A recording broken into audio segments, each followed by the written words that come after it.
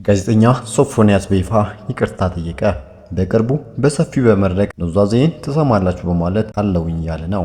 እንዲሁም ድምፃዊ ቴዲ አፍሮ ባጋራው ልዩ የበዓል መልእክት ማዕበልና ውጣ ወረድ በማይበግረው ኢትዮጵያዊ ስሜት በሀገር ውስጥም ሆነ ከሀገር ውጪ በባዕድ ሀገር ለሚኖሩ የእስልምና እምነት ተከታይ ኢትዮጵያውያን ወገኖቹ በሙሉ ልባዊ የሆነ የእንኳን አደረሳችሁ ምኞቱን አድርሷል። በሌላ በኩል 70 ሚሊዮን ብር ካልተከፈለኝ አልስማማም። የማርሻል አርትስ ተወዳዳሪው ሴዶ ማርሻል ከቱርክ ቅድመ ሁኔታዎችን አስቀመጠ። እነዚህም እና አዳዲስ ወቅታዊ ወሬዎችን የማደርሳችሁ ይሆናል። አብራችሁኝ በመቆየት ሰብስክራይብ እና ላይክ በማድረግ እንዳይረሳ። ጋዜጠኛ ሶፎንያስ በይፋ ይቅርታ ጠየቀ። በቅርቡ በሰፊው በመድረክ ኑዛዜን ትሰማላችሁ። ለረጅም ጊዜ ከሚዲያ ዓለም ርቆ የቆየው ጋዜጠኛ ሶፎንያስ ወደ ቤቱ መመለሱን አስመልክተው በማህበራዊ ገጹ ባስተላለፈው ልብ የሚነካ መልእክት መላው የኢትዮጵያ ሕዝብና አድናቂዎቹን ይቅርታ ጠይቋል። ጋዜጠኛው ባስተላለፈው ስሜት ቀስቃሽ መልእክት ተመስገን ለቤቴ በቅቻለሁ፣ መድኃኔዓለም ስለማረኝ፣ ለታላቁ ክብር ስላበቃኝ ደስ ብሎኛል ካለ በኋላ ወዳጆቼ፣ አድናቂዎቼ፣ መላው የኢትዮጵያ ሕዝብ አንገታችሁን አስደፍቻችኋለሁና ከልባችሁ ይቅር በሉኝ ሲል ጥሪውን አቅርቧል።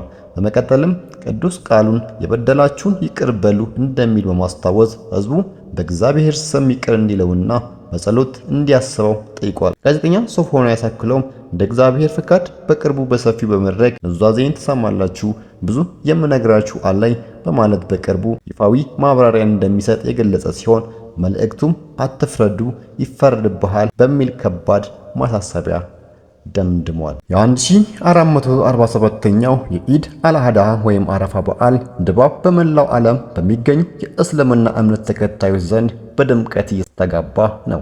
ይህን በዓል ከሃይማኖታዊ ትርጉም ባሻገር የመተሳሰብ፣ የመካፈል እና የሰላም ተምሳሌት ሆኖ በኢትዮጵያውያን ዘንድ በልዩ ሁኔታ በጋራ ይከበራል። በዚህ የደስታና የፍቅር መንፈስ ውስጥ በኢትዮጵያ የሙዚቃ ኢንዱስትሪ ትልቅ ስፍራ ያለውና ዘውትር የፍቅርና የአንድነት አምባሳደር በመሆን የሚታወቀው ተወዳጁ ድምፃዊ ቴዎድሮስ ካሳሁን ወይም ቴዲ አፍሮ ድምጹን አሰምቷል። ድምፃዊው ባጋራው የልዩ በዓል መልእክት ማዕበልና ውጣ ውረድ በማይበግረው ኢትዮጵያዊ ስሜት በሀገር ውስጥም ሆነ ከሀገር ውጪ በባዕድ ሀገር ለሚኖሩ የእስልምና እምነት ተከታይ ኢትዮጵያውያን ወገኖች በሙሉ ባዊ የሆነ የእንኳን አደረሳችሁ ምኞቱን አድርሷል። ቴዲ አፍሮ በላከው መልእክት በሀገር ውስጥና በመላው ዓለም ለምትገኙ የእስልምና እምነት ተከታይ ኢትዮጵያውያን ወገኖቻችን በሙሉ እንኳን ለ1447ኛው የኢድ አልአድሃ ወይም አረፋ በዓል በሰላም አደረሳችሁ በማለት ጥልቅ ስሜቱን የገለጸ ሲሆን ይህ ታላቅ የሃይማኖት በዓል የሰላምና የፍቅር እንዲሆንላችሁ ተመኝቷል።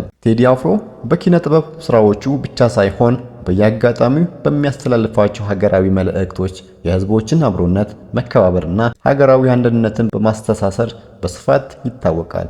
የኢድ አልአድሃ ወይም አረፋ በዓል በባህሪው አንዱ ለሌላው የሚያካፍልበት፣ ሀብታሙ ከደሃው ጋር ማዕድ የሚጋራበት እንዲሁም ይቅር መባባልና መስዋዕትነት የሚጎላበት በዓል ነው። ድምፃዊው ይህን የመተሳሰብና የእኩልነት መንፈስ በሚገባ በመረዳት በበዓሉ የሰላምና የፍቅር እንዲሆንላችሁ መልካም ምኞቱን ገልጻል። በዘመናት መሃል ኢትዮጵያውያን ሃይማኖት ሳይለያቸው አብሮ በልተው አብሮ የጠጡት በመከራም ሆነ በደስታ አብሮ የቆሙበትን ታሪካዊ እሴት በሚያስታውስ መልእክት ነው። ሁልጊዜም መልእክቶችን በሚያጠቃልልበትና መለያ በሆነው የሀገር ፍቅር አገላለጽ አሁንም ደግሞታል። ቴዲ አፍሮ አጭር ግን ጥልቅ በሆነችው እና የዘውትር ፊርማ ወይም መለያ በሆነችው አባባል ለወገኖቹ ያለውን ፍቅር ገልጾ መልእክቱን እንዲህ አትሞታል። መልካም በዓል። ኢትዮጵያ ለዘላለም ትኑር፣ ፍቅር ያሸንፋል። በመጨረሻ 70 ሚሊዮን ብር ካልተከፈለኝ አልስማማም። የማርሻል አርት ተወዳዳሪው ሴዶ ማርሻል ከቱርክ ቅድመ ሁኔታዎችን አስቀደመ። አዲስ አበባ በቅርቡ ሙያዊ የውድድር ስምምነት ወይ ፕሮፌሽናል ፋይት ኮንትራክት በፈረሙ የሚነገርለት የማርሻል አርት ተወዳዳሪው ቴዲ ማርሻል በአሁኑ ወቅት ከሀገር ውጪ መሆኑን ገልጾ ወደ ኢትዮጵያ ተመልሶን ለመወዳደር ከፍተኛ የገንዘብና የንብረት ጥያቄዎችን የያዘ ቅድመ ሁኔታ አቀረበ። ተወዳዳሪው በቱርክ አውሮፕላን ማረፊያ ሆኖ ባሰራጨው የቪዲዮ መልእክት ያለምንም በቂ ክፍያ በነፃ እንዲወዳደር ለቀረበለት ጥሪ ምላሽ እንደማይሰጥና በአደራዳሪዎቹ ላይ ከፍተኛ ቅሬታ እንዳለው በይፋ ተናግሯል። ሴዶ ማርሻል ወደ ሀገሩ ተመልሶ ወደ መጋጠሚያ መድረክ ወይ ሪንግ ለመግባት በአጠቃላይ የ70 ሚሊዮን ብር ግምት ያላቸው የሚከተሉትን ሶስት ዋና ዋና መስፈርቶችን አስቀምጧል። የ20 ሚሊዮን የኢትዮጵያ ብር ዋጋ ያለው ተሽከርካሪ፣ የ30 ሚሊዮን ብር ግምት ያለው የመኖሪያ ቤት፣ በቀጥታ ወደ ግል አካውንቱ ገቢ የሚደረግ 20 ሚሊዮን የኢትዮጵያ ብር። እነዚህ መስፈርቶች ተሟልተው አካውንት ላይ ከተገቡ ብቻ መጥቼ እደባደብላችኋለሁ። ካልሆነ ግን በነፃ የሚሆን ምንም ነገር የለም። በስፖርት ዓለም ራሱን እንደ ፕሮፌሽናል ተወዳዳሪ የሚቆጥረው ቴዶ ስሙን ጠቅሶ ገጭ ካለው አካልና ከሌሎች አዘጋጆች ጋር ባለው አለመግባባት ዙሪያ ማብራሪያ ሰጥቷል። እሱም በነፃ በማወዳደር ሌሎች አካላት የገንዘብ ጥቅም ወይ ቢዝነስ ለማግኘት ማቀዳቸውን የገለጸው ስፖርተኛው ይህንን አካሄድ እንደማይቀበለውና በአሁኑ ወቅት በአውሮፓ ምድር ምቹ ዝግጅት ላይ እንደሚገኝ በኩራት ተናግሯል። ይህ የተወዳዳሪው ያልተጠበቀ መግለጫና ያስቀመጠው ከፍተኛ የገንዘብ ጥያቄ በቀጣይ ሊደረጉ በታቀዱት ውድድሮችና በአዘጋጆች ኮሚቴ ዘንድ ምን አይነት ምላሽ ሊያስከትል እንደሚችል የታወቀ ነገር የለም።